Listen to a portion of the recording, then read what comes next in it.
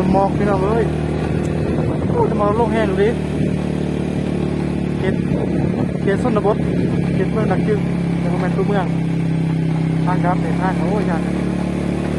น้ำหมอกเราเลยไปเต็มผู้ไปเต็มทางเลยนี่เป็นน้ำหมอกน้ำหมอกลงไม้มาเลย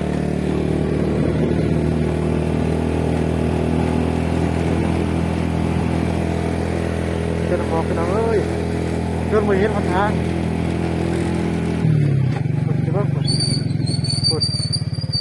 นี่แต่น้ำหมอกก็เกินผมเห็นทางเลยเนี่ยกดน้ำหมอกไปหน่อย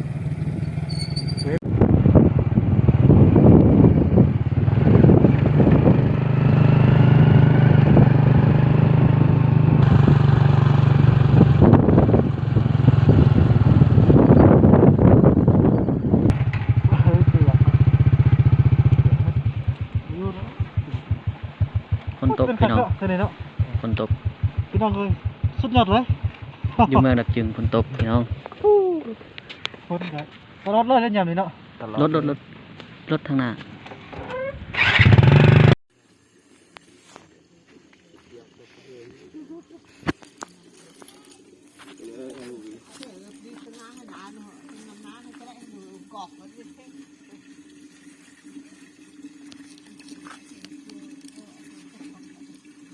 เจ๋งดีนะ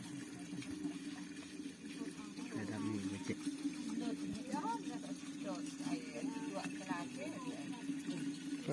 จากแค่เนาะนำแล้ววันเดียวนั่นเนาะมีเนาะโคตรอยากเลย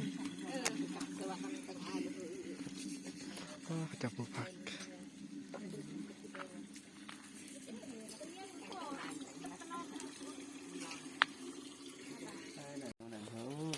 อยากแข็งๆเนาะ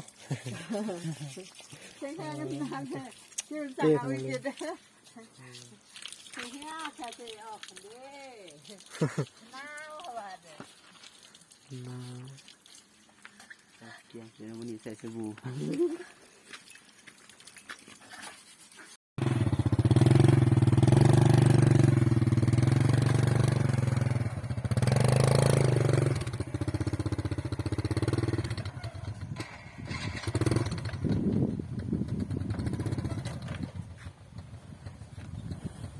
ดีเลย